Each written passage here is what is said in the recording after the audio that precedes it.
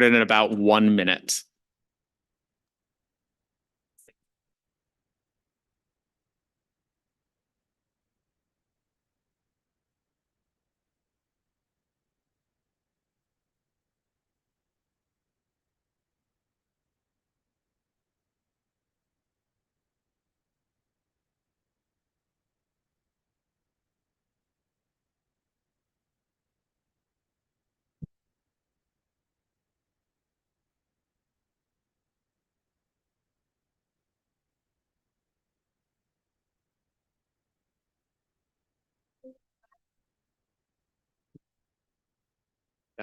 All right. Welcome, everyone. So this is the 2024 Circular Plastics Challenge Final Showcase. We're thrilled to have so many of you joining us. For those of you who are in the room here at NPE, those of you on Zoom, and then also our YouTube live stream, thank you all for joining us. For those of you who haven't heard about Net Impact, over the last 30 years, we've built a diverse community of 300 chapters in 40 countries, committed to using business to advance social and environmental action. Net Impact mobilizes its global community of more than 50,000 change agents to leverage their skills and careers to drive transformational environmental and social change. Through programs like this one here, events and other convenings, Net Impact is committed to address the critical issues of our time, like climate action, and building the capacity of the next generation of WorkSource members to make positive change. We're thrilled to be here to hear from the 5 amazing finalist teams from this year's Circular Plastics Challenge so that we can pick the top 3 winners. All of this wouldn't be possible without our partners at Hillenbrand, the Coca-Cola Company, and the NPE team. So to share their welcomes and help kick off this event, I'm going to turn it over to Tori from Hillenbrand and then Sai from the Coca-Cola Company. Great. Welcome, everyone. It is so exciting to be here today. I'm Tori Flynn, the Chief Sustainability Officer for Hillenbrand. Hillenbrand is a global industrial company that provides highly engineered mission-critical processing equipment to our customers through leading brands like Coperion, Moldmasters, Rotex, and we're guided by our company's purpose to shape what matters for tomorrow. And today, through this case competition, we are going to bring tomorrow to you. We are here to look at the future of plastics, ideas from the next generation to inspire us and remind us that plastics do have a place in the world.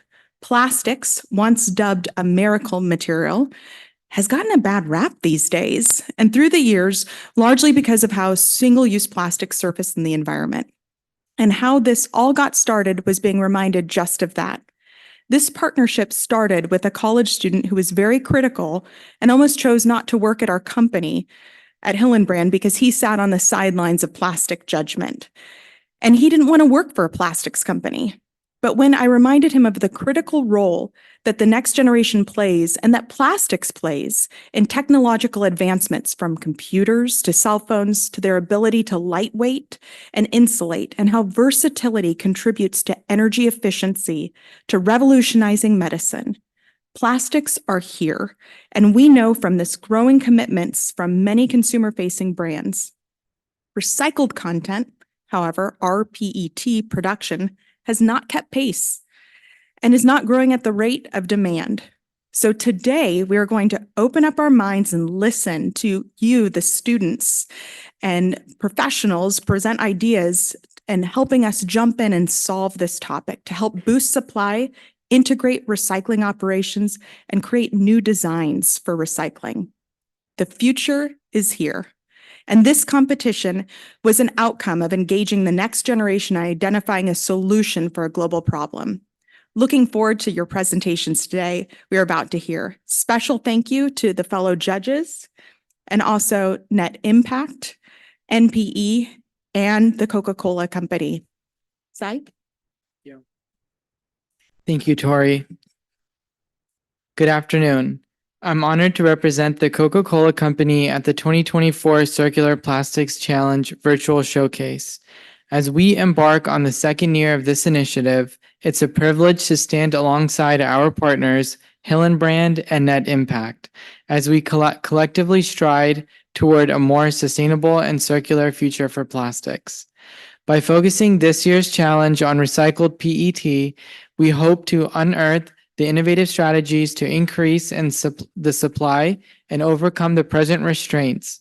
This competition symbolizes our commitment to fostering innovation and sustainability, and I'm confident that the unique perspectives and resourceful ideas of the finalists will help us advance a more circular and sustainable economy.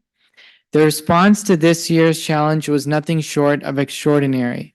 The global participation emphasizes the urgent need for sustainable solutions in the plastics value chain. Today, we celebrate not just the top 5 finalists, but every individual and team that dedicated their talent and time. Our finalists brought their A game, crafting practical yet forward-thinking solutions to enhance the recycled PET supply chain. Their projects bring fresh, innovative voices to the table and symbolize a dedication that could seriously move the needle. We appreciate their hard work and dedication. As the showcase unfolds, we look forward to the insightful presentations that will inspire, challenge, and push boundaries. Congratulations to each finalist and participant. Good luck. Thank you, Sai. Good afternoon and welcome to the 2024 Circular Plastics Challenge. We are honored to be here at NPE, and I want to give another special thanks to Arlene and Andy and Patrick and Matt from the Plastics Industry Association for supporting this program and having us here today at NPE 2024. If you're in this room today, you're already well aware of the focus of this year's challenge. As more companies commit to ambitious recycled content goals due to regulatory and consumer pressure to combat global plastic pollution, the supply of recycled PET is not keeping up with demand. According to a 2023 McKinsey & Company report, from 2012 to 2022, our PET consumption increased roughly 4% per year, while supply only grew at around 1% per year over the same period. This statistic alone illustrates that the vision for a circular economy for plastics has yet to become a reality. Today, you'll hear from 5 teams who were selected from over 60 applications globally to help bring that vision closer to reality. In between their academic workloads and professional lives, these 5 teams set out to answer one question: how might we increase the supply of recycled PET in order to meet the rising demand and create a more circular economy for plastics? Today, after months of studying this question, these teams will present their findings.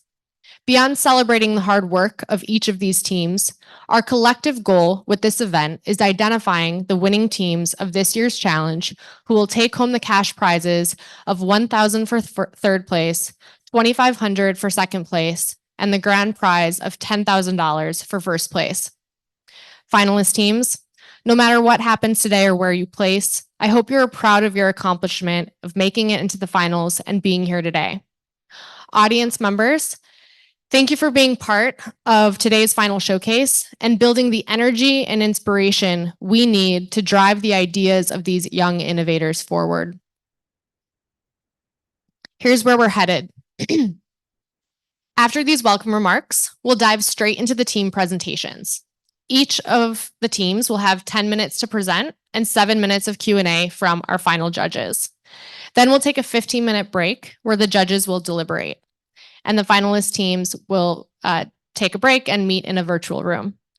After the break, we'll hear the final judges' remarks and then announce the first, second, and third place winning teams. After the winner's announcement, we'll have closing remarks and take a group photo near the front of the room. We are delighted to have so many audiences today. We, of course, have the finalist teams on Zoom from all over the world, our live audience members here at NPE, and our live streaming audience on YouTube. Thank you for tuning in. Next, I have the honor of introducing our esteemed panel of final judges. We are thrilled to have these leaders here today who all bring a unique perspective to today's conversation as experts in the field of plastics and sustainability. I'm honored to introduce Tori Flynn, Hillenbrand's Chief Sustainability Officer, Kurt Ritter, joining us virtually, Vice President and General Manager of Sustainability North America for the Coca-Cola Company, Louise Bruce, Managing Director for the Center of Sustainable Behavior and Impact at the Recycling Partnership, and Jonathan Gillibrand, Senior Advisor for Oceans and International Environmental and Scientific Affairs at the U.S. State Department. We also want to thank the expert professionals from Hillenbrand and Coca-Cola who served as mentors for this year's finalist teams. Dr. Rochelle Bradford, Jim Velke, Chris Lombambarb, Roberto Cecilia, and Andy Stern. Thank you for offering your precious time and invaluable experience to our finalists. Without further ado, let's begin with the final pitches. Finalists, just as we rehearsed, you'll have a total of 10 minutes to present, with you sharing your own screen and advancing your own slides, and 7 minutes of Q&A from the judges. Once your screen share is brought up, I will count you down with a 3, 2, 1, go. At this point, you may begin speaking. A 1-minute warning will be given to you in the chat. If you go over time, you will be allowed to finish your current point, and that is all. Live audience members, we welcome you in. We welcome your applause after each team's presentation and before the final judges Q&A. Teams who are on deck, you should be ready to share screen and present just after the current team is presenting. All right, I'm thrilled to welcome to the virtual stage Project Revend, represented by Addison Vaughn and Anastasia Chalmers from the University of South Carolina. Addison, please bring your slides to the screen. And Team 2, BottleBot, is on deck.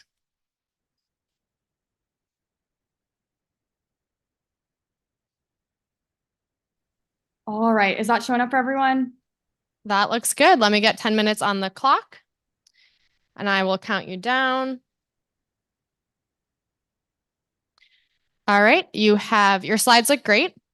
You have 10 minutes on the clock, starting now. Hi, everyone. Thank you all so much for joining us today. Welcome to Project Revend, our idea for reimagining the rPET supply. My name is Addison Vaughn, and today I'm here with Anastasia Chalmers. We are both extremely recent graduates, actually as of last Friday, from the University of South Carolina. We both have degrees in operations and supply chain with focuses in sustainability. Taking a critical look at our challenge today, we've identified a few key asks.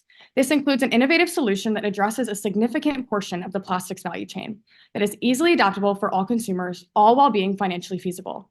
Doing this, we aim to achieve the mission of increasing the supply of rPET to create a more circular supply of plastics amidst shifting demand. Looking at general trends across the rPET industry, we are seeing a huge growth in demand, with many large corporations making extremely impressive sustainability commitments. However, there are a lot of challenges in the process to sort rPET, and as a result, we've seen a large gap between the demand and the supply, leading to a large pricing premium for rPET. Considering these trends, we wanted to start by taking a look into the typical process of PET recycling today. While there are many steps, the primary participants include the retailer, material recovery facilities, or MRFs, PET processing facilities, bottlers, and most important and influential, the consumer. Through this, these are the key issues we've identified, starting with the collection step of consumers having very little incentivization to recycle and extremely high barriers to recycling at all.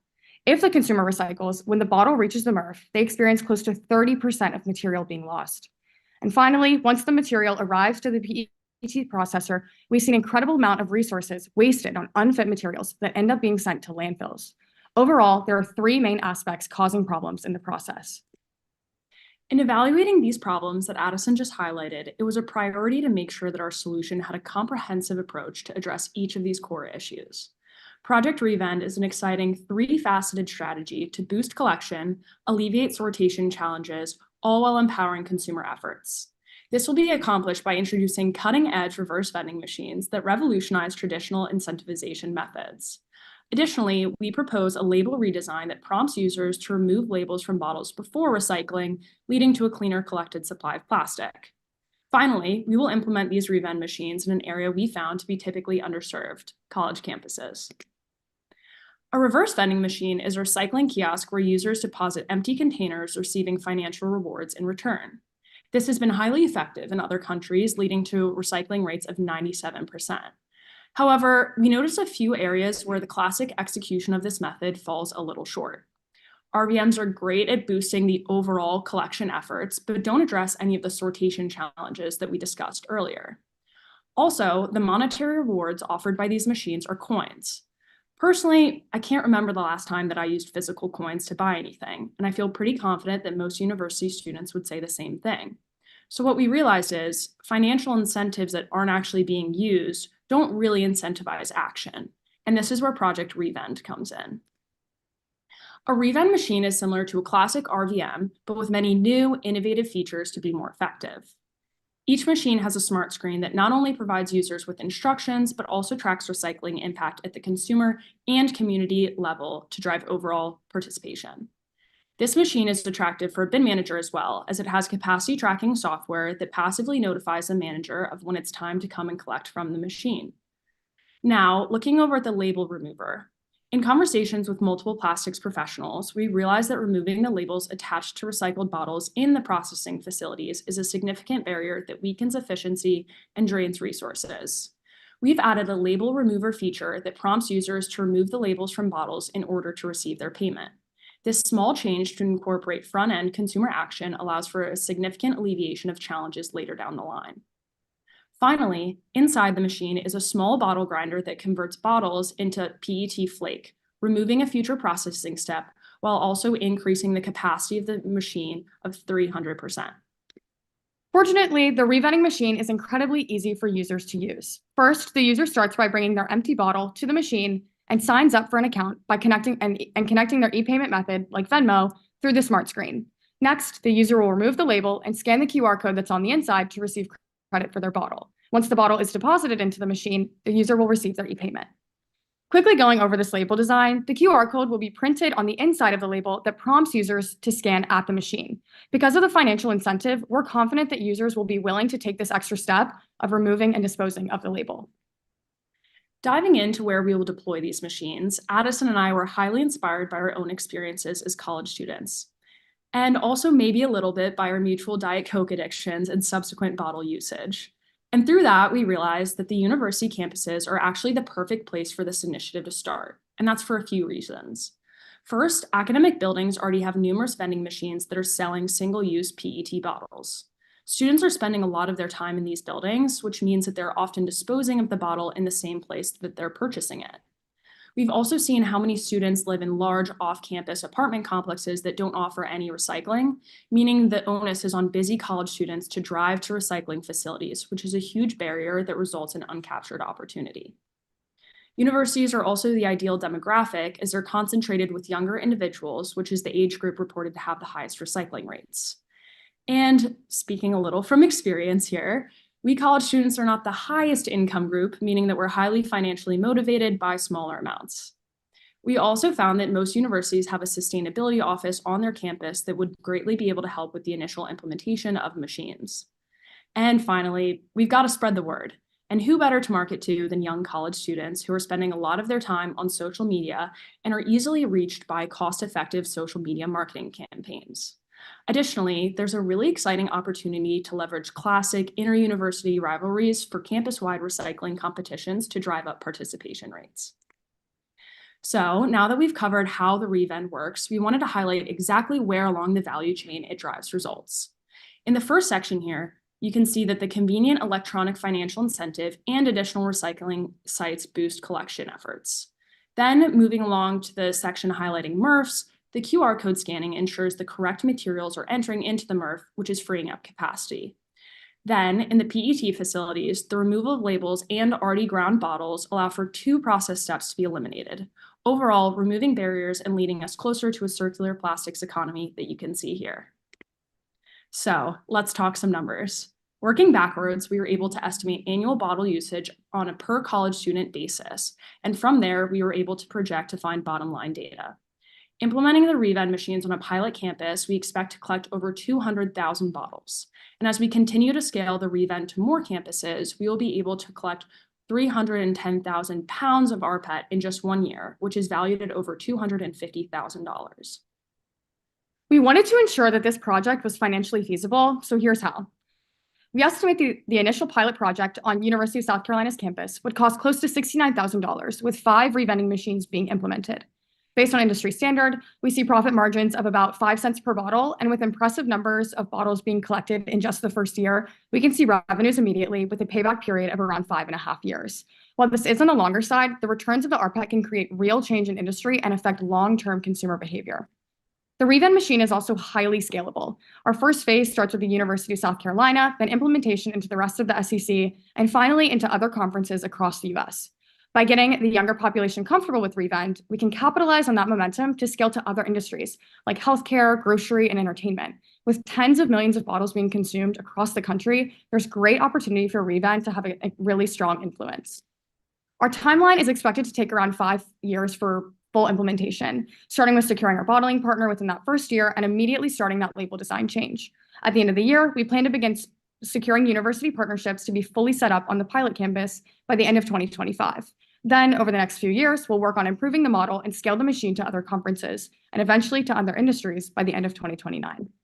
To track our success, we have a few KPIs. This includes the 210,000 bottles being collected within that first year, an increase to 20% of participation among students, an increase of sortation efficacy by 15%, and finally, an increase of 310,000 pounds of rPET being created in the first year.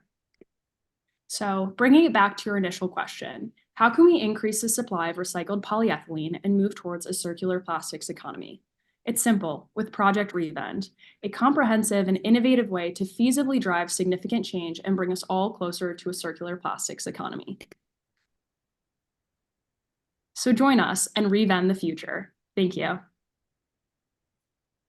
Thank you, Project Revend.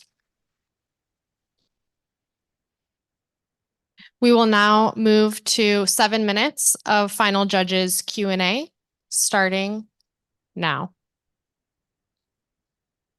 Just getting my mic on. First of all, I want to thank you both for such a thoughtful presentation. I really appreciated in particular how you thought about how this integrates into systems people already have, like that connection to Venmo, something that's already very widely used. I have a kind of related question around how we integrate into human systems. So are you imagining that students are using this in a kind of one-off fashion? So they go, they buy a beverage, then they drink that beverage, they consume it, and then they're putting it in the machine. And if that's the vision, is 5 enough for a large college campus? Like, how did you think about that number? And then if not, if you're imagining more of a kind of collection of or sort of aggregation of materials throughout your day. So let's say I buy one, I go to class, then I go back to my dorm, and I'm collecting bottles and materials along my route. Do I need more tools to do that? Do I need more support? Is it all going to fit in my bag? Or is there a container I need that might complement this? Did you think about the sort of that system or facet of the human experience? Well, thank you for your question and also your compliments. We certainly appreciate that. Yeah, that's a really great question. So we came to that 5 machine number because we've noticed just on the University of South Carolina campus, while there are numerous campus buildings, there's some ones that students tend to spend more of their time in. So for example, the business school, the library, and then dormitories. So we were hoping to have these machines on key areas on campus that have the highest foot traffic. But to answer your question of whether it's a one-off or multiple use, we were imagining that this would kind of alleviate some of the challenges for off-campus students as well, as we were speaking to earlier. And I think that it actually would be a great idea to have a Revend branded reusable bag that they would be able to use to carry their bottles to the machine.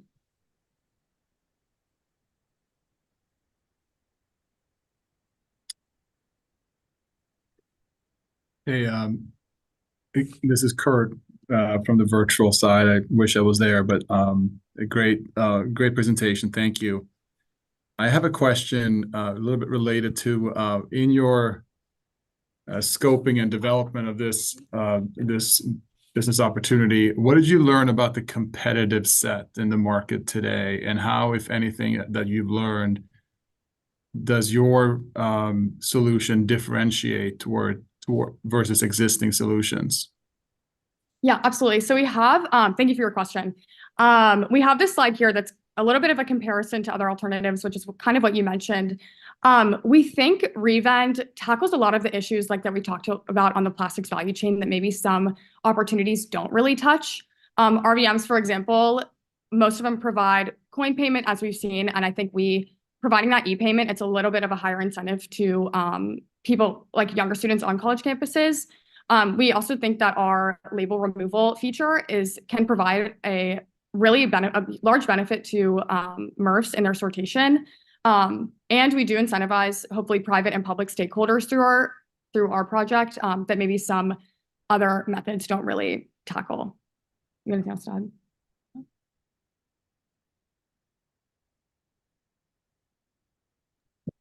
Thank you. Hi, thank you.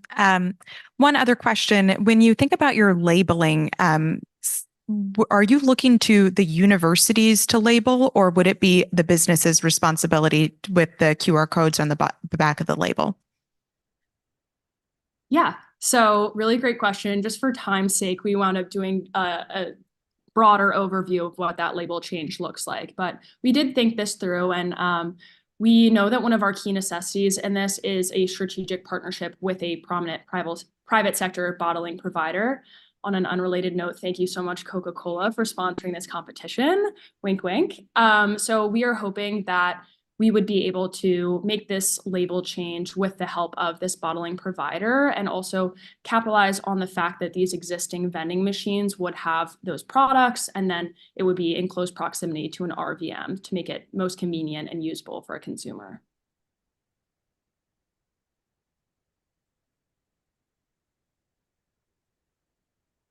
Do we have time for one more quick point? Okay, actually, I'm actually not going to ask a question. I'm just going to give a potentially good idea. So I work at the United States State Department, and we're negotiating the international agreement for plastics at the UN at the moment. What we've heard through not directly related, but in other situations, is that prizes, like the one we're doing today, but prizes or kind of a lottery aspect, like the Las Vegas idea, are actually really, really powerful ways of incentivizing potentially people. It's like you feel like you can win something. I don't know what that might be on a college campus, but I'm sure there's cool things. And have you thought about that at all? It's like a little bit of a step up from just the pure monetary reward. Thanks. Yes. Great idea. This is definitely something that we thought through as well and went into a little bit more detail here on this slide. So we were thinking that it could be exciting to do lottery giveaways for high recyclers. Like we mentioned, these machines, because they're linked with an account for the consumers, can track the impact of each individual and also different communities. So we're thinking we could host different academic building competitions, or even do scholarships and product giveaways to high recyclers to reward their efforts. If there are no further comments or questions from the final judges, we will move on to team 2. Thank you, Project Revend. Thank you so Thank much. y'all.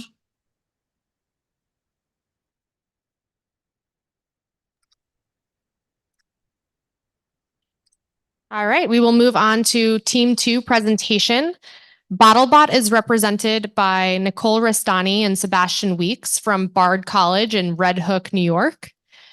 Nicole, please bring your screen share to the screen, and Team EcoTrace is on deck. Nicole, your slides look great. Let me get 10 minutes on the timer here, and you are ready to go in 3, 2, 1, go. Welcome, everyone. We're BottleBot, and we're an interactive retail store deposit return scheme. Our solution provides a seamless process to inspire the next generation of recyclers while increasing our pet recovery. While this solution is scalable across the United States, we see our solution as especially effective in municipal recycling deserts. I'm Sebastian Weeks, and I'm joined by my teammate, Nicole Restani-Colbeck. We are both Bard MBA and Sustainability candidates slated to graduate in a couple weeks, and we are both based in the Northeast. We're going to take you on a journey, highlighting a twofold problem when it comes to PET, showcase our innovative solution and partnership, discuss the upfront investment needed as well as the return on that investment, establish the key KPIs, and round out our presentation with how our solution engages younger generations. So you can probably guess who this is. This is young Nicole sometime in the early 90s, who was more interested in playing at home than being dragged around town with her father to run errands. Until this came into the picture. You probably recognize this. It's the 25-cent toy machine at the entrance of every store. It was then the perfect incentive for my father to convince me to accompany him. And no matter the age, the situation, or the decade, I think we can all agree that incentives work. And that brings me to BottleBot. BottleBot is the new and improved 25-cent machine at the front of your local store. As Sebastian mentioned, it's an interactive deposit return scheme, encouraging shoppers to bring their PET recyclables with them on their shopping trips. BottleBot, a concept we created for Coke, is an innovative reverse vending machine that links retail store rewards platforms, incentivizing shoppers with monetary store credits. But most importantly, BottleBot engages youth through a closed-looped 3D printing activation, dispensing small curated toys as a reward for engaging in recycling, and a process exemplifying the potential of material circularity. The plastic recycling problem is probably no surprise to any of you industry experts in the room. Currently, less than 20% of PET in the US is recovered, recycled, and then reused in the plastics value chain. The current gap in our PET availability and demand is a risk for most CPG companies, as they all have recycled content goals for packaging that are on the horizon. And as seen on the graph on the left, the gap in supply and demand is only expected to grow, which will create increased commodity price volatility among competitors. So why should Coke adopt the BottleBot? Coke aims to have 50% recycled materials in their packaging by 2030. And please correct me if I'm wrong, but we believe Coke is currently operating at 15% recycled content.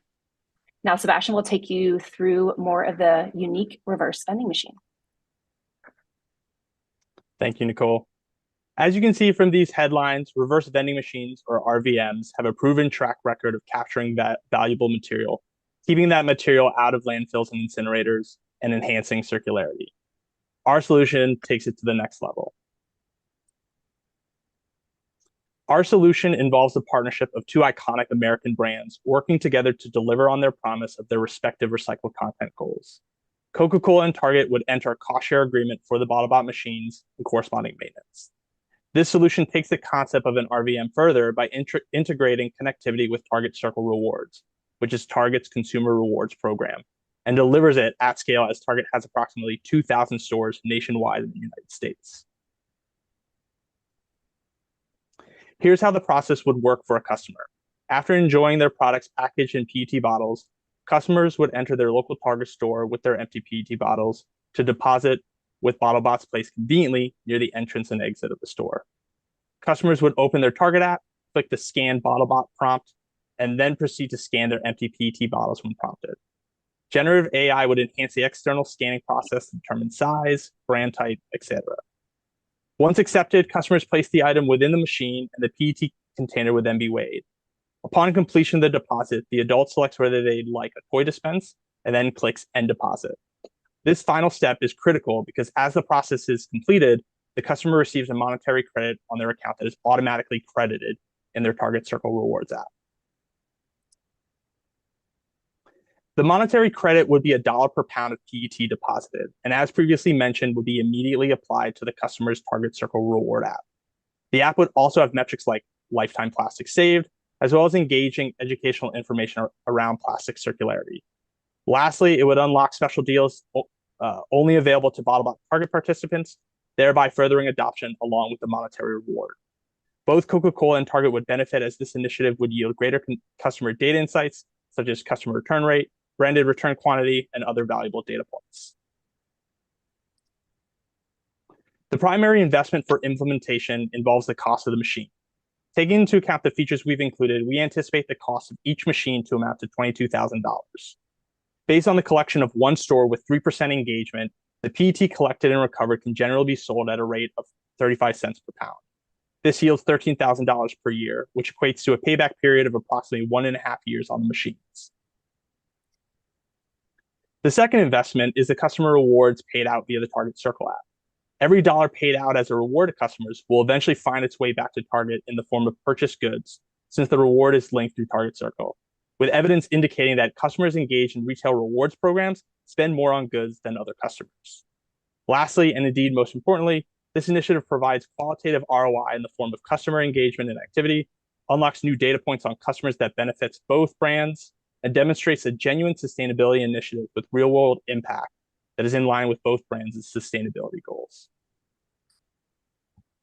The graph to your right showcases the scenarios for 1, 3, and 6 stores. 6 stores with 3% engagement are estimated to collect 22,000 pounds of PET in 1 year. Judges, you're all in hopefully sunny Orlando.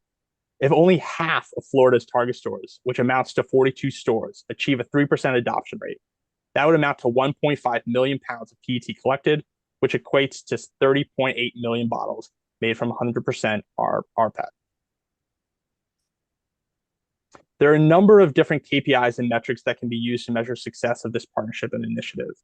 These are for that are especially top of mind and include increased consumer and youth engagement, increased supply of rPET through BottleBot, the greenhouse gas emissions reductions as a result of that increased supply, and sustainability bona fides such as the amount of news stories published on this partnership and initiative, and the ability to highlight the circularity of the idea at different conferences. As Sebastian mentioned, youth engagement is a leading KPI and is directly tied to our educational component, an integral part of BottleBot. We imagine this activation to be fun and interactive and a bonus for group shopping experiences. Beyond introducing kids to additive manufacturing via 3D printing, it also teaches them the importance and potential of recycling, as they can take home a unique PET toy that can later be recycled back into the machine. We believe it is our roles as adults to prepare kids for a successful future. And in a world with plastic, recycling cannot be a choice. Recycling must be a must. And while we use Target for the purpose of this presentation, this chart outlines other potential partnerships. Walmart, Home Depot, CVS, and 7-Eleven all have a significant footprint throughout the US, and each have substantial net income to put towards investment. But most importantly, all of these retailers have their own recycled content goals for 2030 or sooner. And with that, we'd like to extend sincere gratitude to our advisors, Roberto and Nate, and our classmate, Eric, and a big thanks to Net Impact for hosting and the judges for their time. At BottleBot, we envision a future where you leave your quarters at home and instead bring to the store with you something just as valuable, your PET. Sebastian and I thank you for your time, and we welcome your questions. Thank you, BottleBot. We are going to thank you, BottleBot. We're going to bring the final judges and Kurt Ritter on the screen. And Kurt, why don't we start with you if you're ready? Sure. Can you hear me okay? Yep. Yep. Very interesting, right? And thanks for sharing that part of your childhood, Nicole. I think we can all relate to some interesting machines in the grocery stores, no matter what the decade we grew up in. I'm curious as to, it could be that it was in here, but can you tell me a little bit more? Is the toy angle on the reward, were there other potential reward structures beyond toys? Because my concern there, if there's a concern on this, it's a bit of the angle to market to children, if it's perceived as we're marketing to them. So I was just curious if you could elaborate a little bit more on the reward sort of,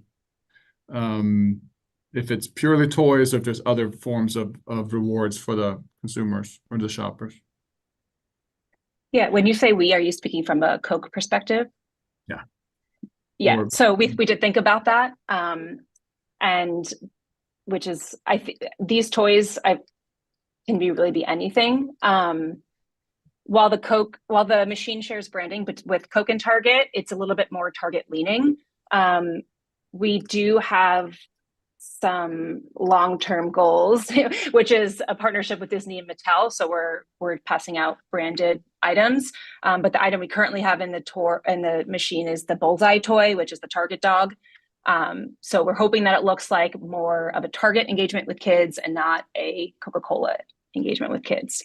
Okay. Yeah. Hi. Thank you so much. That was very interesting, and it's interesting because it looks like you're treating this really not as plastic waste, but future feedstock that has a value. So I really appreciated that concept. Going back to what Kurt asked on the marketing piece with kids, is it? I understand the incentive with Target from Target Circle. I use it very frequently. Completely understand that. But is it really from the kid angle, from the toy? Is it really from an educational concept of getting them more engaged in recycling at a younger age? Yeah, that's exactly it. We approach this with a legacy lens, with the idea that as a kid, I remember going with my dad to take the big bags of cans because we got a good redemption for those. But I don't remember ever engaging with plastic recycling as a kid. And the idea of putting a 3D printer in the machine is to show the potential of plastic circularity, that look, you have this bottle, but it can give you something that you also enjoyed to play with on your next trip to Target. And so our hope, it's educational in the aspect that the interactive screen is going to ensure that the deposits being received are PET. So that's the educational aspect, but we're also, as Sebastian mentioned, there's some educational components that happen within the app, which would be more for the adults. Hi, I would like to ask a financial question. So one part of it looked really good, which was the 1.5 year payback, right? So that's extremely good, quick. But then the part I wasn't quite sure about was it's 20 bottles for $1. It seemed to be on the rewards. That seemed to be like a little low. So the financial reward for the consumer, how did you think about how you balanced out, who's getting that financial reward? And was that, it just sounds like it's a little low to me on the consumer side, but it's really excellent on the machine payback. Thanks. Just a point of clarification, is it low in terms of the monetary amount that the customer would receive as a result of the 20 bottles? Yeah, if you could just clarify that. It looked like if you brought 20 bottles back, you get $1 on your rewards. Yeah. We settled on that as a dollar per pound. And we figure that this is a monetary reward that customers would get for going on a Target trip anyway. And so that is a benefit. Plus, I think generally consumers want to be doing the right thing in terms of plastics recycling, and so this provides an easy way in which they get paid something for it, and they can feel good that they know that their plastics is going back into the value chain. And I guess the benefit of it all being very technical or machine oriented is that reward can shift over time. If you find that there's not a great adoption rate, you can increase the rebate. Absolutely. More. Yep, 1:40 left for time. Okay, I'll try to be quick here. You have me wondering about the operations aspect of this. So I'm thinking, how far apart is the average Target, and how many machines would you need? Did you get to think at all about that process? How many you think you need in a given store? How much of a footprint that takes up, and then sort of how many, what the servicing schedule would look like? Yeah, I can jump in.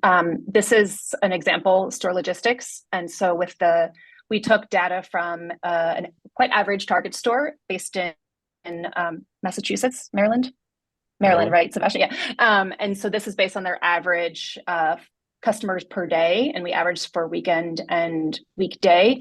And then this is with the 3% adoption rate, with them each bringing, it's hard to estimate how many bottles they'll bring. Some might bring one, and some might bring 2 bags, because I haven't been to a Target in a while. But the average customer visits Target once a week, which is kind of wild.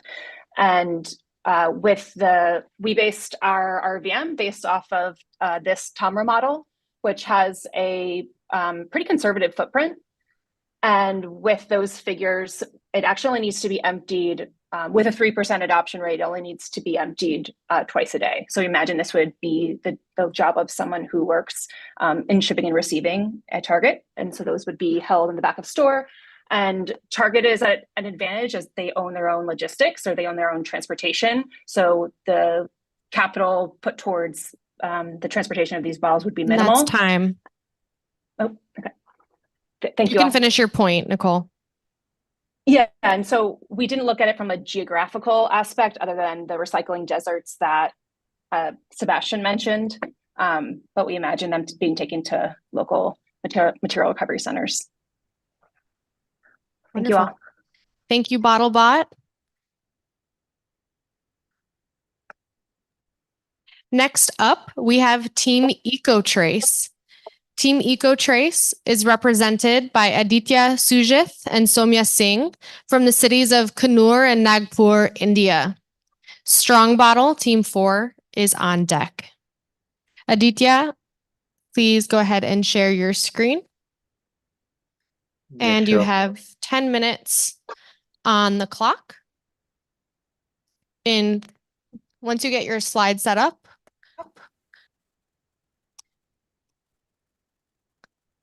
Yep. Great. Your slides look wonderful. You have 10 minutes on the clock, starting in 3, 2, 1, go. Hello, everyone. Our team EcoTrace is developing a tracer-based sorting of PET. We are using unique fluorescent markers for bottles or packaging to enable efficient detection and separation based on their fluorescent signatures. This will help recycling facilities to solve the sorting and cleaning technological challenges of the value chain with innovative tracer technology. The problem we are trying to address here is the lack of efficient sorting and cleaning technologies to separate various types of plastics. This is a major roadblock in increasing supply of rPET and tracking plastic pollution. As you are aware, there are various kinds of plastics like PET, HDPE, LDPE, PC, etc. Sorting all these different kinds of plastics is a Herculean task. I work as a BI consultant, and for me, a day in office would look something like this. But for a person who is sorting PET, it would look something like this. Finding PET here is like finding a needle in a haystack. The existing sorting technologies make it inefficient, and it is very painful and mundane job looking at and scrolling through the conveyor belt full of plastic the entire day. There has to be a better way of sorting PET. That is where we present to you our solution of tracer-based sorting of PET. We add tiny amount of fluorescent marker to these bottles around 10 ppm, which is like 10 grams for 1 ton of plastic. These tracers are non-toxic and approved for food grade and is also invisible to naked eye. So when it is shredded into finer particles and passed through a conveyor belt, like you see in this picture, and excited with a laser screen, it emits fluorescence, which can be detected and used to separate the particles pneumatically from other waste. The value proposition is that we offer a total separation of various materials, ensuring zero wastage, with complete purity, making it globally accepted and scalable solution. It is cost efficient and cost of implementation is very low because only a trace amount of fluorescent markers is required for TBS, and it is already certified and proven food grade. It gives a market edge over competitors because we are showcasing sustainability and circular economy. It can be scaled to entire PET industry with NPE partners like Coca-Cola leading our way. We have identified an existing company called Polysecure GmbH for a seamless implementation of this simple solution. Now to the solution, heroine of our solution, the fluorescent markers. These have thermal stability, chemical stability, maximum physical and mechanical stability, invisible without detection. Detection at a very low concentration is also possible. It can be applied over several cycles of use. It is non-destructive measurement and offers good biocompatibility. The success factors linked to our solution are: it is robustly available, fast and reliable detection, compliance with European and USA and further chemical and material regulations. Compliance with food contract regulations in Europe has been achieved in Q4 2023, and FDA approval is expected in Q1 2024. Infinite number of fluorescent signatures are possible by mixing various combinations of RGB color of tracers. Let me tell you the properties of tracer-based sorting here. The detection is practically independent from deformation, speed, orientation. It is ideal to reliably detect fast-moving items. Up to 10,000 particles can be sorted per second. It can be used as a permanent marker and over unlimited number of recycling cycles. Rejection rate is around 0.2% with 100% purity and no false positives. Let us compare the current sorting technologies of TBS to clearly see the advantages of tracer-based sorting. As we can see, it scores well in all areas. Now let us look at the key metrics. Around 32% collected tonnage losses saved.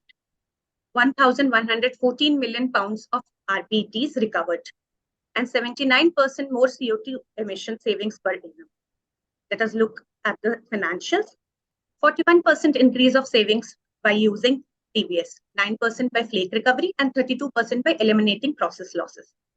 It offers high return on investment because the cost of tracer is only around 30 euros per ton of packaging.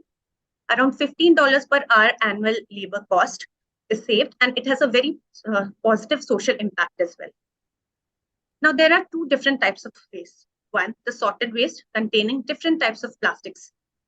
And the second one, the unsorted waste containing different types of materials. In case of unsorted waste, various pre-sorting methods can be used. Now, let us have a look at the demo and how the entire process works. We plan to add fluorescent tracers during the manufacturing of PET plastic bottles. The tracers are food grade and are invisible under the naked eye. Polysaccharide has developed the world's first sorting machine dedicated to tracer-based sorting. Let's now look at the sorting process. In the first step, all different plastic waste, including PET, are shredded into fine particles. These fine particles are spread evenly on a conveyor belt. These particles, when it moves through the conveyor belt, passes through a curtain of laser lights. The laser light excites tracer to emit specific fluorescence, which is detected by the camera, and pneumatic valves blow out marked particles. Identification and separation of particles takes only a few milliseconds. Up to 10,000 particles can be sorted per second. Finally, the separated particles are collected in separate bags for recycling. Now, looking at our business plan, the cost structure, if you see, is a very small fraction of the cost is spent on fluorescent markers. Approximate cost of fluorescent markers is 30 euros per ton of packaging. Tracer-based sorting equipment with a shredder can also be purchased. The client needs to do a recycling in-house, else it can be outsourced to existing companies like Polysecure GmbH. In terms of revenue streams, we are looking at savings. We have estimated total approximate 41% increase in cost savings by a new proposed tracer-based sorting process. Revenue savings can also be expected in terms of labor cost required. So now this is my team, Aditya, who is an innovator. He has won around 60 global innovative challenges till date, solving various challenges by cross-pollination of technologies across industries. And I'm Soumya Singh, a senior BI consultant. I have done my BE in electronics. We both are from India. We would also like to thank our mentor, Dr. Rochelle Bradford, for her valuable inputs and extended support. We request your support in selecting our proposal for implementation for leading the way towards a greener, more efficient future with tracer-based sorting. Thank you very much. Thank you, Team EcoTrace.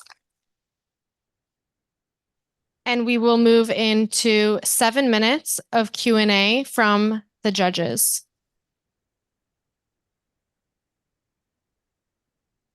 I can go first here on the phone. It's maybe easier. Fantastically interesting. Thanks for sharing this. I was curious. You may have said it, so I'm not saying you didn't. I just may have missed it. The sorting technology with the laser light implementation, is that a very common existing technology in sorting centers today, or would that have to be a wide scale sort of adoption and investment by all the recycling facilities that would process this if we put this type of fluorescent identification on our packaging as an industry? Yeah, maybe I can take that. Thanks, Kurt, for the question. So we have already identified a company called Polysecure who has developed this tracer. They have the tracer and they also have the sorting technologies in place. And they have been using this for sorting various kinds of plastics in the Europe. And it has been slowly spreading across the globe.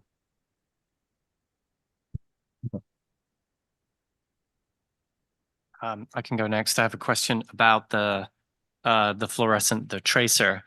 Thank you for explaining very clearly, it's food grade. It does seem very inert. Obviously everyone's very concerned about the quality of the polymer, the plastic and how it behaves. Does it, it clearly works in PET and I think maybe other polymers. And have you, have it tested to say that it doesn't affect the other qualities of the product, like let's say the bottle that manufacturers want to make sure that they have that quality. So have you checked that it doesn't affect the quality of the material? Yes. All those tests have been carried out, and all those approvals have been also been obtained. And it is also tested for various kinds of plastics, and all those approvals is in place. And the amount of fluorescent tracer required is 10 ppm, which is very, very less. And it is also invisible to the naked eye. So we won't even see something of that sort exist in a transparent bottle unless it is excited with a laser screen. That fluorescence will be visible.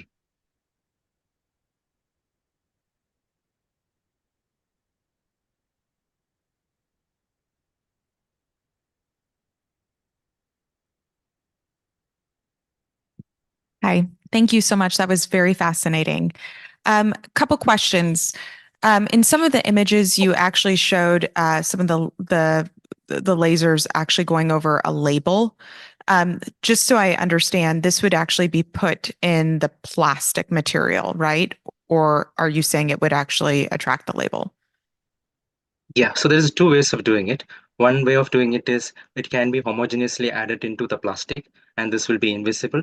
And when it is excited with a laser screen, the fluorescence will be detected. The other way of adding it is we can add it on the labels like a marking. This fluorescent using a fluorescent ink, we can mark it on the label. So there is two ways of doing it. We can either add it homogeneously into the plastic, and we can use that to detect it and separate it, or we can just add it to the label and separate it. If it is added to the label, it will be like a one-time vertical exercise. But if it is added into the plastic, it can be used in multiple cycles. And we would like to extend this to the entire industry, entire PET industry, not just one company, so that when new bottles arrive from any location, right, it can be uniformly followed. A protocol can be followed and can be separated at a large scale.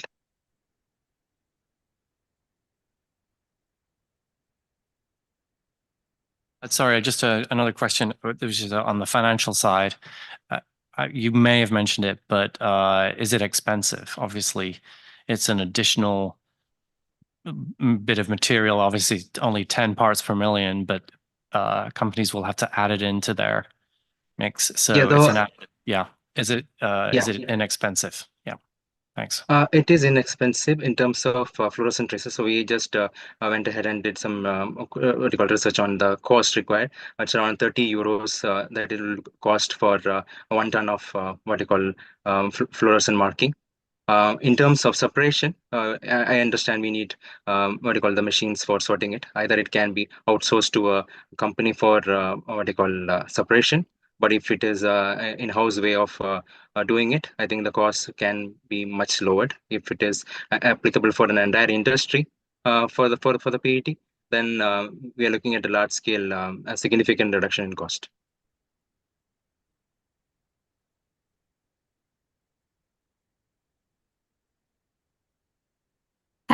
I'm curious about the chemistry of this. I think you did get at this a little bit, but can this be used in other plastics? Does this have any impact on the specific plastics that's being added to? Yeah, it can be added to various types of plastic, and it can be, like I mentioned, right, LDPE, HDPE, all those different kinds of plastic. It can be added in different combinations of these traces, like RGB, like different colors can be combined to create unlimited combinations of different colors. And based on that color, we can separate it. So that is why it scores better over other techniques of separation. And does it have any impact on the sort of ultimate product it's being used to, the new product that is being used in? So is there any potential kind of adverse impact to future products? No. All the toxicology tests and all have been carried out in Europe. and they have got all the approvals in place. This company, that Polysecure that I talked about. Thank you. So it is taken care.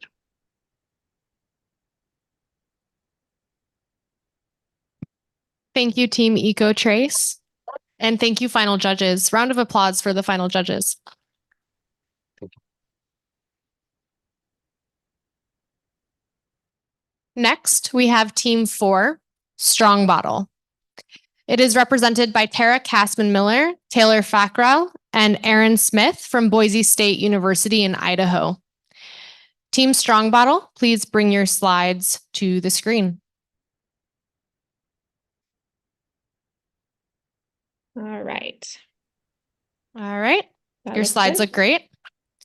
And you have 10 minutes on the clock, starting in 3, 2, 1, go. All right. Hi, everyone. Our team developed the Strong Bottle to increase the supply of recycled PET.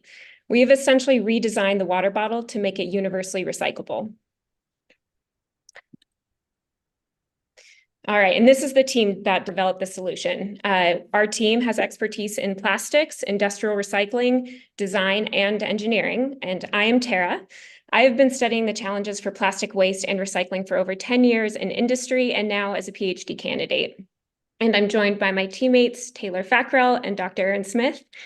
Taylor and Aaron have a combined 20 years of professional experience in product design and computer modeling and simulations. Now, before I begin our presentation, I have a confession to make for our team. Each of us on this team are terrible at recycling plastic. It's not because of a lack of desire or effort, because we're all very passionate about recycling and we do our best. It's because many types of plastic packaging are not designed to be recycled. And I'm assuming many of you on this screen are passionate about recycling too, and that's why you're here on this competition. So now let's think back to the last water bottle that you responsibly placed in your recycling bin. Maybe you even walked an extra block to find the recycling container to make sure that the bottle was recycled. Theoretically, that bottle was then transported with the rest of the recyclable items. This includes things like aluminum, paper, and other plastics, to a material recovery facility, also known as a MRF, where the recyclable items are sorted and separated into different streams. That bottle should then be recycled into a new product, right? Well, unfortunately, many items that are recycled are incorrectly sorted and ultimately become contamination that is destined for the landfill. This is actually a huge problem for PET water bottles in particular.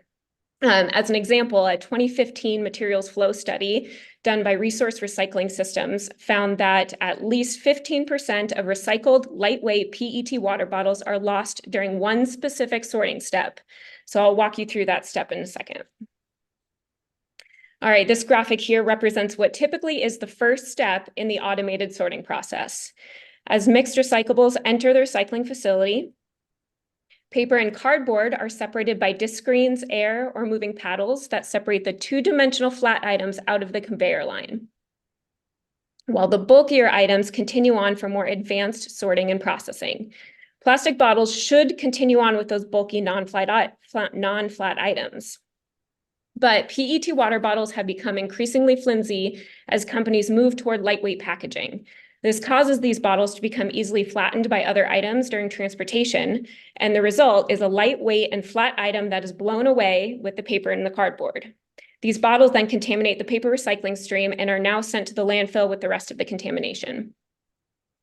The Strong Bottle solves this problem through a very simple change to the geometry of the plastic water bottle to increase the compressive strength and prevent flattening. Now, I need to pause before I describe how it works to clarify that although the 3D model on the screen shows that the bottle is gray, it would be clear and made of PET in real life. It would also be compatible with 100% recycled PET bottles if companies ever got there, or a blend of virgin and recycled. All right, now to describe how it works.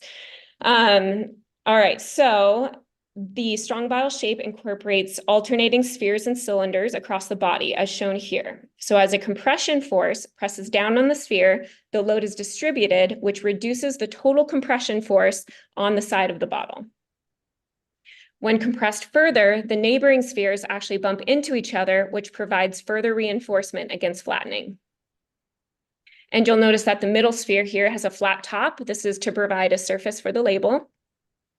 And the base is designed to fit in a standard cup holder.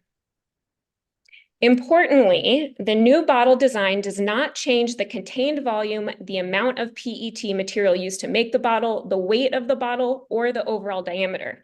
This means that the new bottle shape does not increase material costs, and companies do not need to change their supply chain or retail logistics.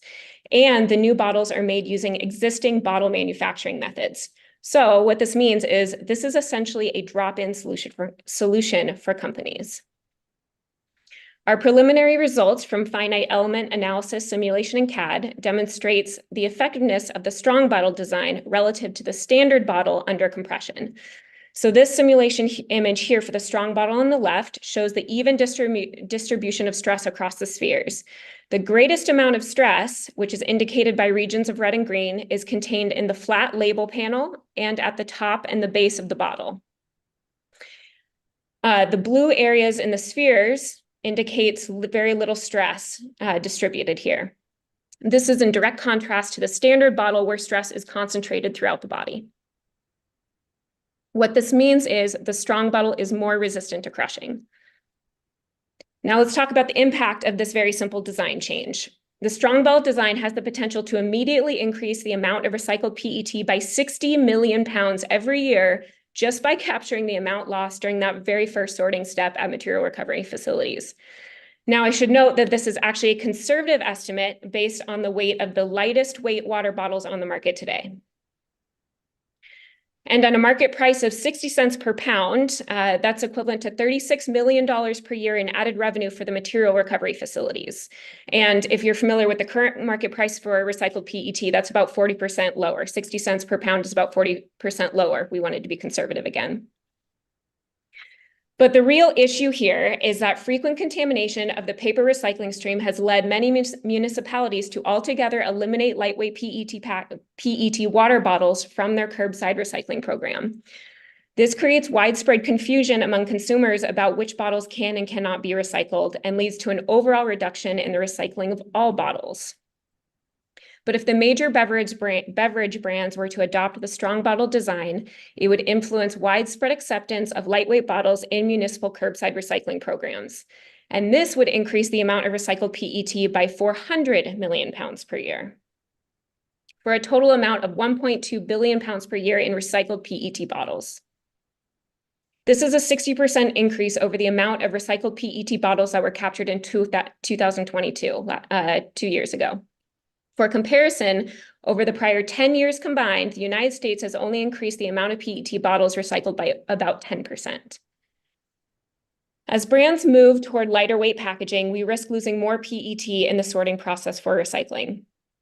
So looking to the future, we can actually mimic this design to modify other types of lightweight PET packaging to prevent flattening.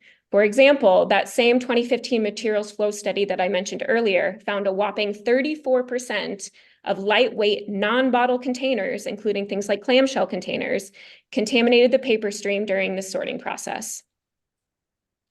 The impact of the strong bottle design is far-reaching. Reducing contamination and recycling makes the process faster, which could ultimately reduce the cost of recycled PET for companies who use it in their packaging. This solution also increases revenue for material recovery facilities, particularly in disadvantaged communities with less advanced sorting technologies. The strong bottle could be that next iconic shape to boost brand recognition, particularly when it's linked to improved and innovative packaging sustainability.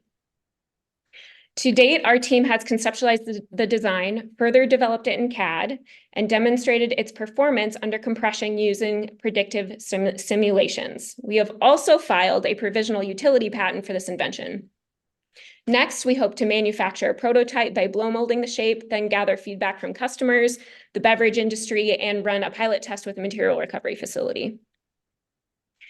In summary, to increase the supply of recycled PET, it's important to resolve the challenges associated with sorting lightweight packaging for recycling. Without that important step, we risk increasing contamination rates and actually making recycling more challenging. The strong bottle could be that missing link between packaging that is both lightweight and recyclable. Importantly, this solution does not rely on changes to consumer behavior, policy, or advances in sorting technology. Rather, it puts the beverage and packaging industry in direct control to increase the supply of recycled PET. And since I think I have about 1 minute, I'd like to thank a few industry mentors, Andy Stern from Millicron, John Maddox, and Steve Lyons from SBA CCI. These people were under no obligation to help us, but eagerly provided feedback, insights, and connections. Thank you. Thank you, Strong Bottle.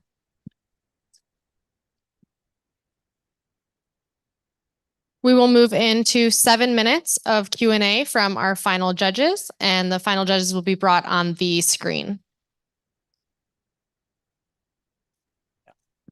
I have a question, but I can't see Kurt on the screen. Yeah, can we bring Kurt and the final judges on the screen? Thank you. Okay, I will jump in with a first question.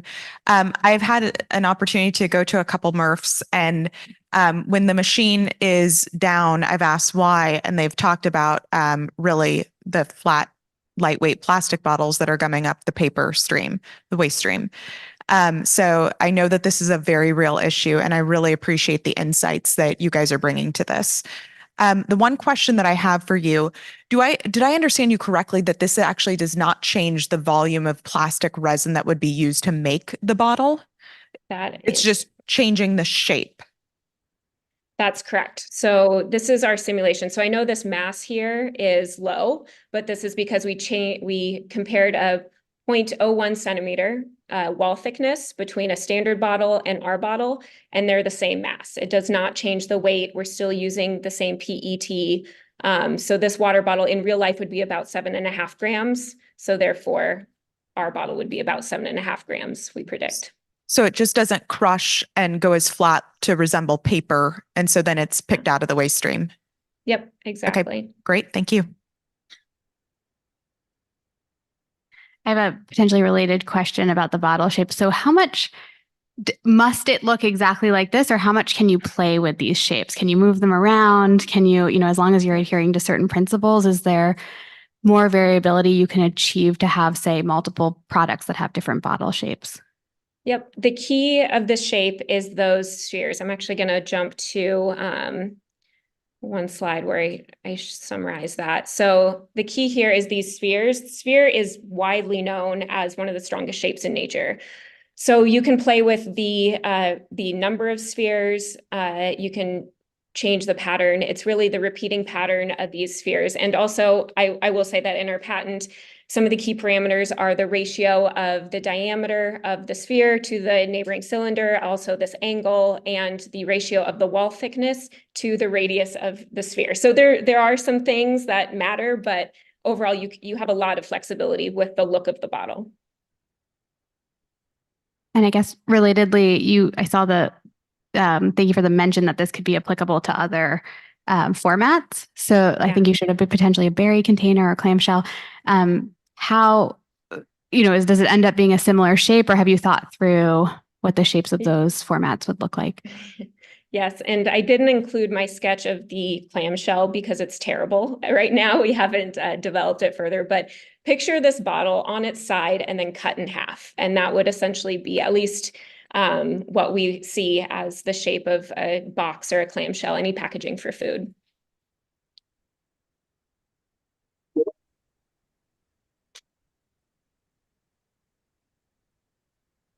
Okay, I'll take the next question and then maybe pass it to Kurt. I didn't quite understand, there's something I didn't quite understand, and it was about the fact that some municipalities were not taking lightweight plastic. Mm-hmm. And so this definitely really was a big increase in the kind of impact you were having. So could you just explain that? It's just a point of understanding. Yeah, I wasn't aware of it. Yeah, thanks. It's different in all areas. It's more prevalent in regions that have medium to small material recovery facilities that take their material because they have either few screens, few separation for the paper and plastic, or they just don't have, as many technologies available to them. So that's where the biggest issue is. But so this is, I know, a problem here. Hold on, I'm actually going to pull it up. So this graphic here shows the throughput of material recovery facilities across the US, at least in 2018 standards. And about 60% of these material recovery facilities are in that small to medium size range. And so although I can't tell you how many municipalities don't accept these lightweight plastics, it's not just Boise, Idaho. It is a problem in multiple locations. And I would also like to point out that even if some municipalities accept these bottles, lightweight bottles and lightweight packaging, that it still is a contamination issue. It's just they're better at sorting it out after it's been separated with the paper. They're better at sorting it out afterwards. And so, they can now accept all bottles because the goal is to reduce the confusion for the consumer. Because once you say lightweight, the guidance for Boise, Idaho is flexible and crinkly, which who knows what that means. And so it means that people just don't recycle any bottles because they don't know what flexible and crinkly means. Thank you very much. And by the way, I'm a manufacturing engineer by my original training. I love the engineering and that you've put into this. Thank you very much. Yeah. That's great. My engineer partners are very happy about that. Yeah. Kurt, we have a full minute and 40 seconds if you have any questions. Gosh, that's pressure. No, I'm really thinking through this one a lot. I think it offers some food for thought for all manufacturers of, the reality is what you're addressing is really, as you know, I mean, it's a component of bottled water, right? It's the larger large pack bottled water that, if you ask any producer of that, there's very little margin in general. So this is not necessarily a concern on a more standard size bottle that you would buy would has much higher gram weight and doesn't cost the same issue in the MRF. I'm obviously intrigued. I'm more interested kind of in an ultimate bottle design. It sounds like that would be an ubiquitous kind of bottle design that the entire, call it, producer industry would adopt. The only cost would really be in the molds, right? Yes, I'm so glad you mentioned the molds. Our industry partners were very ambitious and got us some costs for molds. So I wanted to point out that we're not changing the neck shape and we're also not changing any of the polymer material. And so that means potentially we could use the same preform and just change the blow mold, which blow molds, my understanding is they're about half as expensive as the injection mold for the preform. So yes, this would be the biggest cost. It's one-time purchase per package manufacturing facility, and then you account for maintenance. But that would be the biggest cost of this technology. And that's time. Thank you, Strong Bottle. And thank you, final judges, for your questions.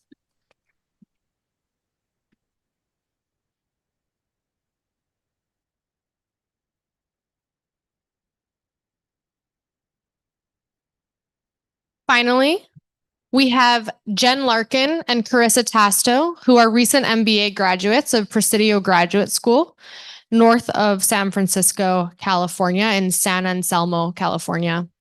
Our market, please bring your slides to the screen.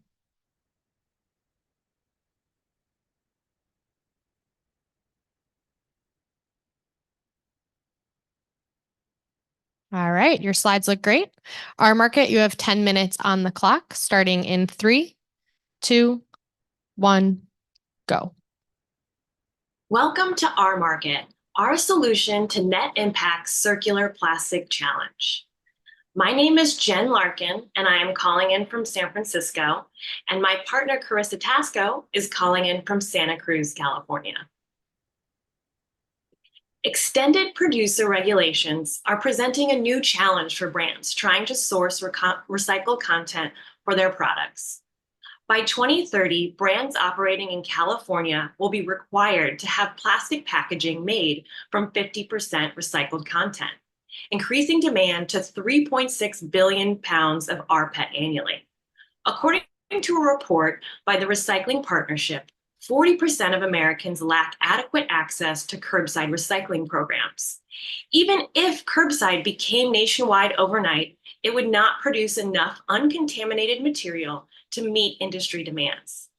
Deposit programs have increased PET collection rates to 45% in states like Oregon, but these programs only exist in 10 out of the 50 states, meaning 240 Americans do not receive any incentive for recycling PET. Currently, bottle deposit programs cause headaches for retailers who are required by law to act as collection sites. They absorb additional labor costs and liability while receiving no state funds to maintain these programs. Yet the data clearly points to collection through deposit programs as a key factor in creating a robust supply of grade A bales for rPET reclaimers. Reclaimers spend money on brokers to source the necessary amount of feedstock to fulfill contracts with bottle manufacturers, also known as co-packers. These negotiations are done over the phone and only cover short-term agreements, making it difficult to guarantee prices and amounts. Over the last 5 months, we've interviewed material recovery facilities, also known as MRFs, reclaimers responsible for converting the plastic bottles into rPET flake, and other industry experts, and identified key barriers to bottle-to-bottle circularity. Grade A bales are necessary for bottle-to-bottle production, but this quality of feedstock only comes from deposit programs, which do not exist in the South and Southwestern United States. Brokers charge finder fees to MRFs, reclaimers, and co-packers to match supply with demand, but MRFs and reclaimers would like more transparency around commodity sale prices and would benefit from direct access to each other.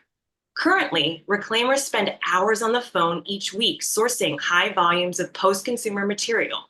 The industry lacks a modern solution for sourcing rPET.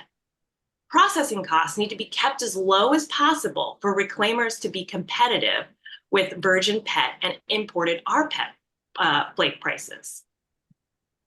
To increase the supply of high-quality rPET, there is a need for a program that duplicates the collection success of bottle bills in non-bottle bill states like Texas, Arizona, and Florida, without relying on state taxes or regulations, and a platform that streamlines the acquisition and sale of rPET for material recovery facilities, reclaimers, and co-packers. And with this necessary solution in mind, we created rMarket. rMarket partners with a large retailer and a large beverage brand to implement and support a PET bottle collection program in local retail locations and manages the delivery of collected PET to brands' co-packers. rMarket also supplies the industry with a B2B marketplace for all MRFs, reclaimers, and co-packers operating in the US to use to easily buy and sell baled commodities. Let's take a closer look on the next slide. So here on the left, rMarket's pilot will partner with a large retailer and a large beverage company like Coca-Cola and implement and manage a collection program. rMarket will select store locations based on their eligible PET purchase orders and their proximity to highly populated areas with low recycling rates, like Dallas, Texas, and then pair them with the appropriate existing reverse vending machines to accept bottles. Consumers will drop off eligible PET bottles to these reverse vending machines in stores, and in exchange, get a store coupon with the value of 5 cents per eligible PET bottle. rMarket will utilize the retailer's infrastructure like daily returning delivery trucks and balers to transport and create bales of collected bottles at the nearest distribution center. The baled bottles will then be sold to and picked up by the brand's reclaimers and co-packers. On the right, in addition to the PET collection and management program, rMarket will establish an online B2B marketplace where verified MRFs, reclaimers, and co-packers can buy and sell all grades of rPET bales. rPET bales can be filtered by region, by price, and by grade. Users will also have the option to use their company name and logo or be completely anonymous, safeguarding their existing procurement relationships. rMarket's online marketplace aims to reduce fees, stress, and democratize the rPET procurement process for the industry. This solution requires no new technology and no policy changes, while rewarding retailers with an increase in market share, an increase in revenue, and discounted rPET for their own private label products. Our approach delivers on brands' rPET demands through our collection program and through our B2B marketplace, connecting MRFs to reclaimers and co-packers across the country. Coca-Cola would partner with rMarket and a local grocer and establish the PET bottle collection at multiple locations. Consumers would drop off the eligible bottles in exchange for a grocer-specific coupon. Since our market will own the collected PET, we can set a price for that material for reclaimers purchasing the bales, keeping the final price of domestic rPET competitive with imported rPET flake and virgin plastic. Since the collection program may not represent all of Coca-Cola's rPET demand, Coca-Cola and their supply chain partners would be able to log into the R Market platform and with R Market's support, establish large recurring orders of rPET bales, flake, or pellets from verified sellers. Our market will use a diverse set of key performance indicators to monitor the progress of our pilot and determine where and how to scale while fulfilling the needs of all of our partners. We estimate the average coupon value of $2.50 will increase the participating retailers' market share by 1 to 2%. Our pilot operating in the Dallas metro region would translate to $6.3 million in additional revenue for the retailer. 3 retail locations collecting an average of 500,000 pieces of qualifying PET per month would create 52 grade A bales, equaling roughly 2 truckloads for sale to reclaimers each month. Within 2 years of operating, we aim to partner with and verify 9 MRFs for our market. We estimate each MRF will produce and sell an average of 1 truckload of commodities per month on the platform. A successful 3-store pilot in the Dallas metro area will divert 18 million plastic water bottles from Texas landfills every year. This will produce enough material for 9.5 water bottles made from 100% recycled content and represent nearly a 700,000 kilogram reduction in CO2 emissions when compared to the same number of water bottles made from virgin plastic. Looking forward, we've projected the impact of our solution if we were to expand to 100 unique store locations. Using industry estimates for rPET demand, we feel confident that if a retailer and a brand partner expands our programs into states like Florida, Arizona, Colorado, and Washington, we can collect material from over 100 store locations. This scale will allow our collection efforts to provide a brand like Coca-Cola with over 800 million soda bottles made from 50% rPET by 2030. By creating a collection program supported by desirable incentives for customers and retailers, we can offer a new stream of grade A rPET bales without disrupting local curbside programs. By taking ownership of a percentage of the feedstock required for bottle-to-bottle production, our market leverages itself as the premier partner for co-packers and brands looking for a reliable source of rPET. This B2B marketplace, in addition to our market's collection program, will provide an end-to-end solution, allowing the industry to achieve true plastic circularity. Thank you. Thank you, our market.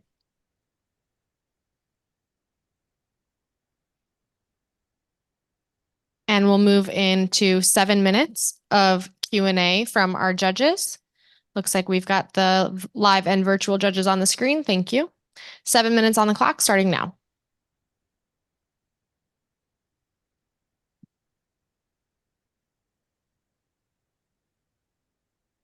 I have a couple questions for you, but I'll start with one. First of all, thank you for your presentation. One of the things that I look at a lot in my work is how people can recognize or differentiate between materials.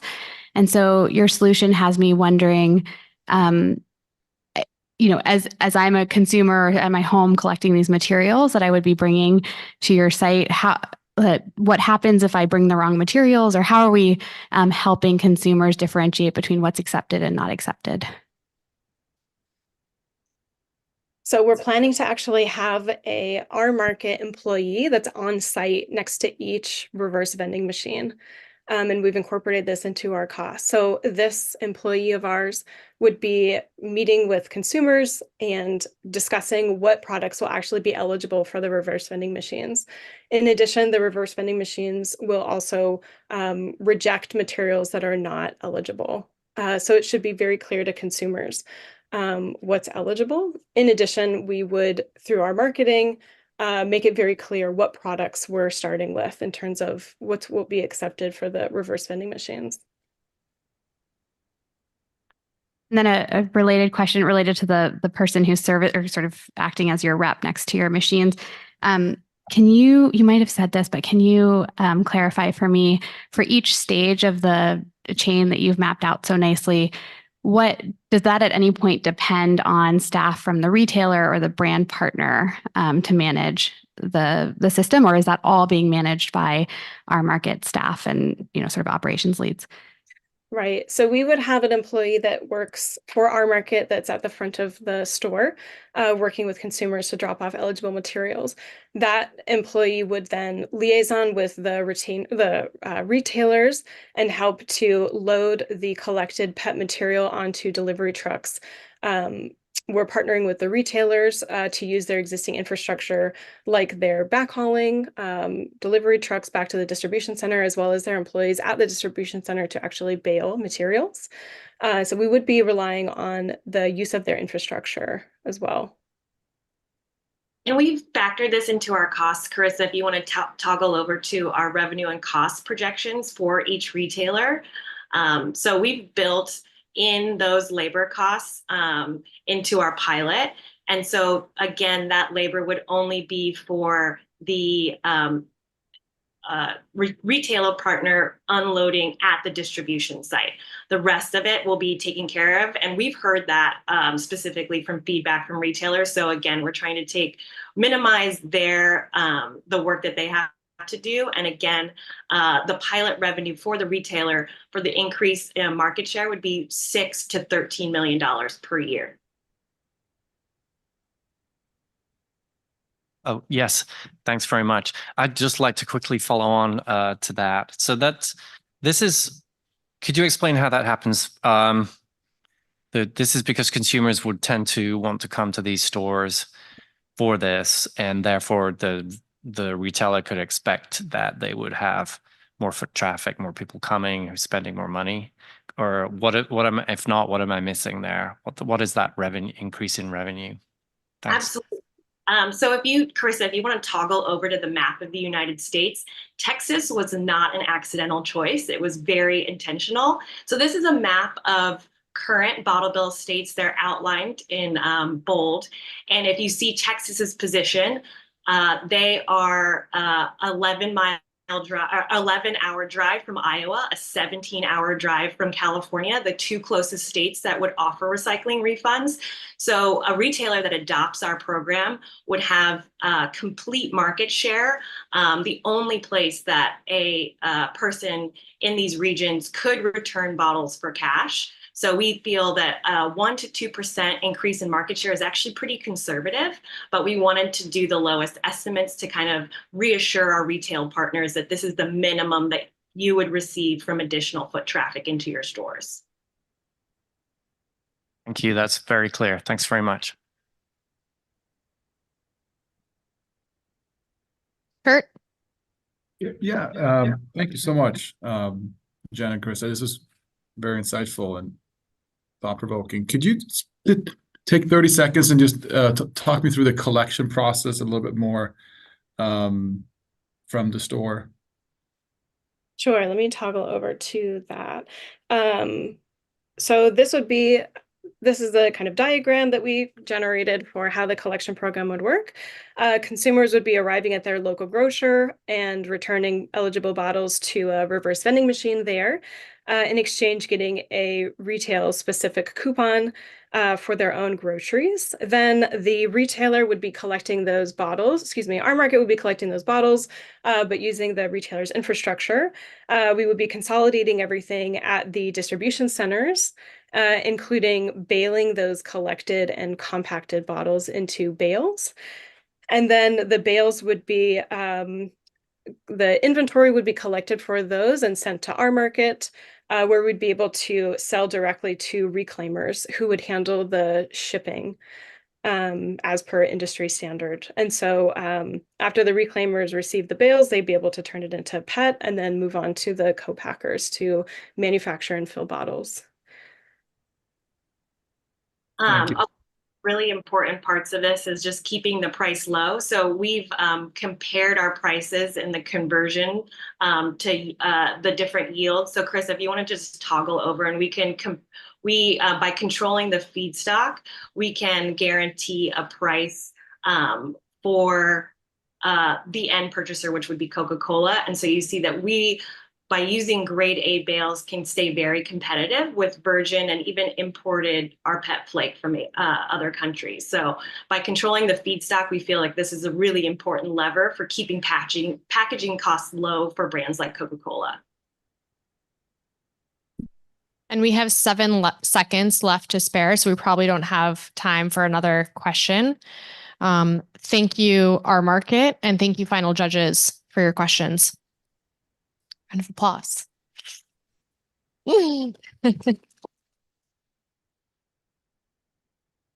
Great. We are now going to move into our 15-minute break for the judges' deliberation period. Finalist teams on the call, we invite you to join the breakout room named finalists. And Kurt, we invite you to join the judges' deliberation room. That's how you'll be connected to our live judges here.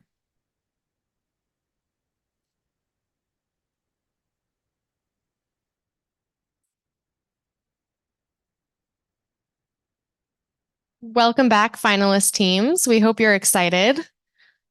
The judges have decided on the winning teams, and we are going to come back from break as soon as they make their way to the final judges table for final judges remarks.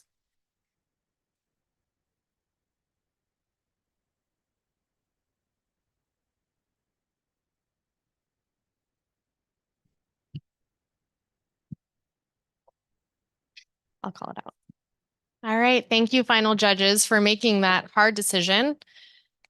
Why don't we move into final judges remarks? As a reminder, final judges, you'll have 2 minutes each to give your final remarks. And let's start with Kurt, and then we'll go to Tori, and then Jonathan, and then Louise.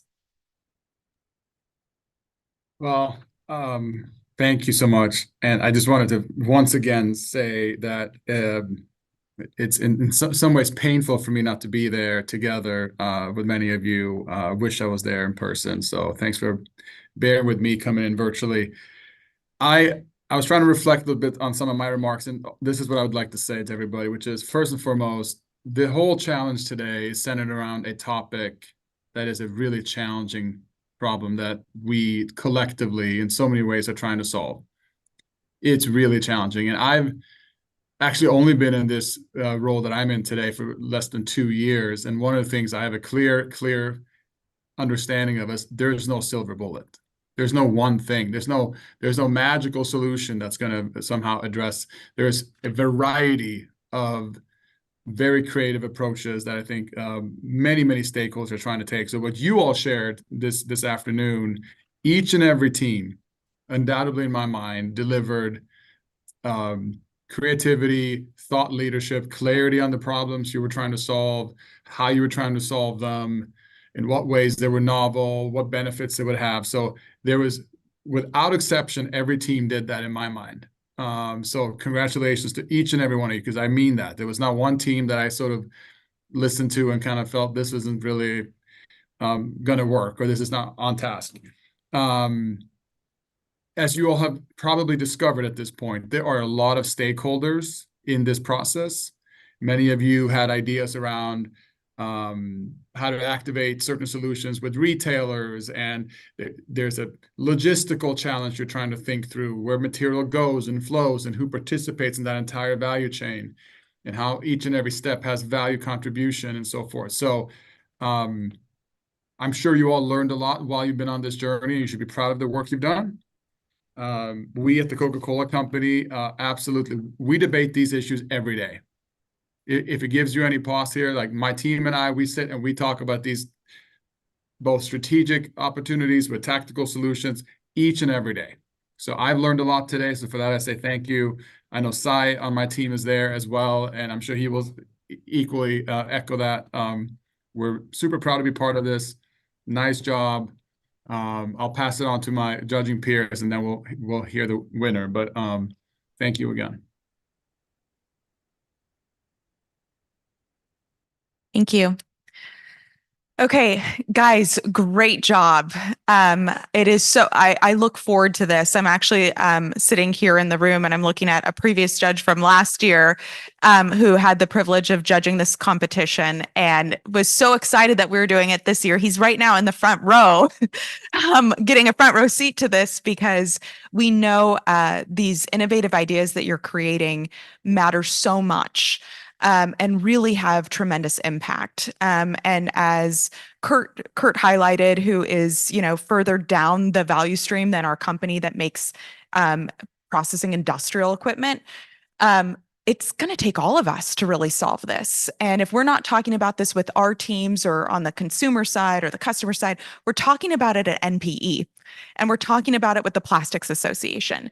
It's going to take us all to really make meaningful solutions in this space. So each of your contributions are tremendous. So I just want to call out Project Revend, collecting rPET one college campus at a time, to BottleBot, who said, leave your quarters at home. Recycling is not a choice, but a must. EcoTrace, tracing base sorting additives into plastics to increase recycling. Strong Bottle, rethinking containers to increase future feedstock. And our market platforms to catapult collection and increase rPET. It is incredible to see what you guys have been able to accomplish here. And it is not lost on me one bit how much work went into your 10 minutes today. So thank you so much. Special thank you to fellow judges, partners, and then engineers that were behind the scenes from these companies mentoring you along on this journey. I'm going to finish with how I started this morning. Our purpose at Hillenbrand is to shape what matters for tomorrow. And I got to tell you, I had a front row seat to that today. And I'm very, very grateful for your contributions to this challenge. Thank you.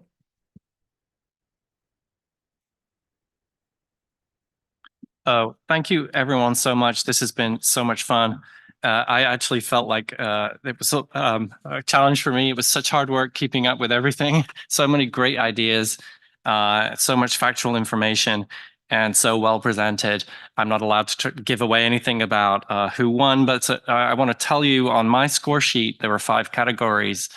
And each of your different ideas from the 5 of you, you all each scored top in one of the categories. So just fantastic, really. And I think the main thing I would say from that is I work in the US government now. I'm a public servant. I love what I do, but I did used to work in venture capital, and you all passed the VC elevator pitch test. You would be invited back. And I think one thing I want to mention from that, we are US government. We're at the State Department. What we're doing right now is negotiating an international agreement to stop plastic pollution in the oceans. And I have taken a good few notes here because whether you've come in, in the top, if you've won today or you haven't, a lot of what your ideas are applicable. They are applicable in different countries. Different countries are going to take different approaches. They're at different stages of their lifestyle and economy.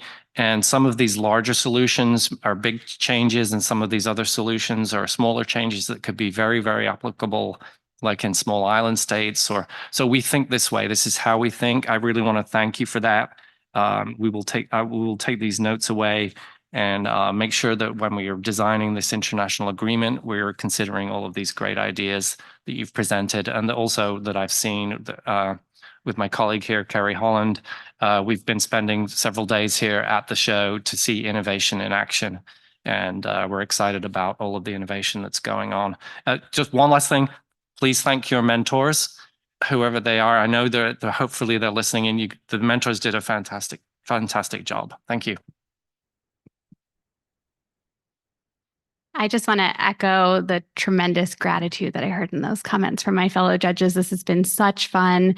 And it's so clear how much hard work was put into these presentations and the thought and sort of innovative, creative thinking behind your ideas. So just really, really grateful.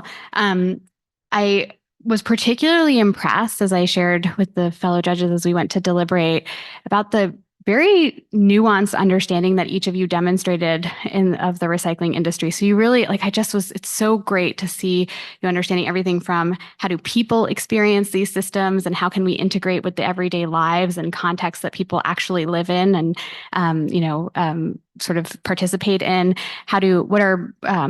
What challenges are communities facing in their curbside programs? What challenges are MRFs facing, and beyond? And so I think what I hope you won't stop is my message. I hope you'll keep going. The teams that presented today and all the other teams that contributed ideas. A stat I wanted to leave you with is that in the survey work we do, we found that 60% of the people that reside in the United States say not just that they support recycling, we see very high levels of support, but they're asking for recycling to be better. They're asking us to make it better, and they're asking us this with some level of urgency. We hear it in all the interviews we do and so forth. And so for that significant majority of the country that's asking us to continue innovating and make it easier for them to participate and make it possible for their materials to be turned into new things, I thank you, and I hope you'll join us in continuing to do this work across the board. Thank you, final judges. Okay, if we could unspotlight our final judges so we can, I don't know if we're going to be able to see the finalist teams if I'm still sharing screen. Now for the moment we've all been waiting for. We are excited to announce the winners of the 2024 Circular Plastics Challenge Final Showcase. Please join us in congratulating the top 3 winning teams. Live audience, we need your help with a knee rumble. Drum roll, please. In 3rd place, winning the $1,000 cash prize, we have Our Market. Woohoo! Congratulations, Our Market. In 2nd place, drum roll, please. Winning the $2,500 cash prize, we have EcoTrace.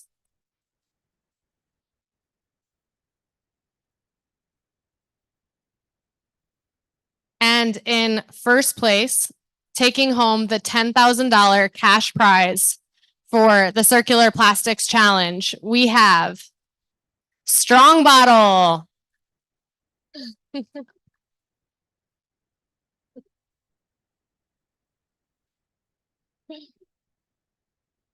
Congratulations, Strong Bottle. Would you like to say a few words? All you. It's really noisy in here. We've had a few of our staff from Boise State come into the room since the competition. Thank you for the opportunity to be in this competition. It was a lot of work, but a lot of fun. And I also, want to thank the mentors from industry that helped us and my teammates, the 2 engineers, Aaron and Taylor, who made it possible. So thank you, everyone. We're very excited. Thanks, Tara. Please join us in congratulating the top 3 winning teams from this year's Circular Plastics Challenge once again. We also want to thank our program partners, Hillenbrand and the Coca-Cola Company, as well as the Plastics Industry Association, for being thought partners and leaders in making this program happen. Thank you so much. We hope that you'll tell us what you thought of today's event. You can quickly scan that QR code if you have any feedback, positive or constructive. We are eager to hear what you think. So we invite you to take our event survey.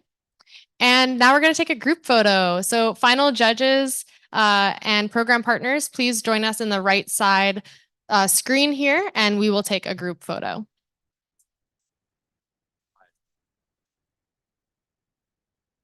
And finalist teams, please join us on camera. We're going to take a group photo all together.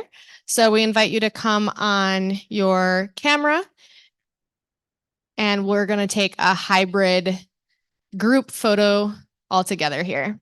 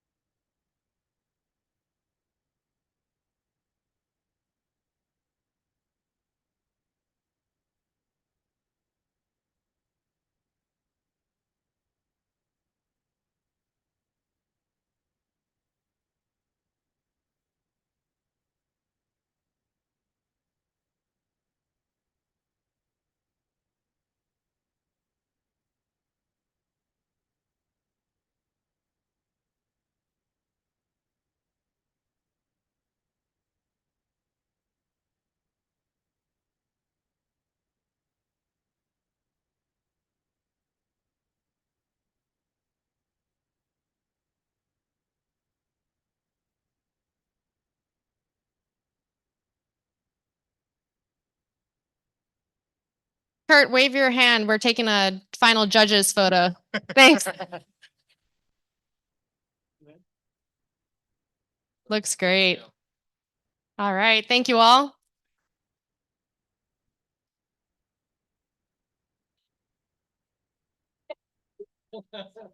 Great.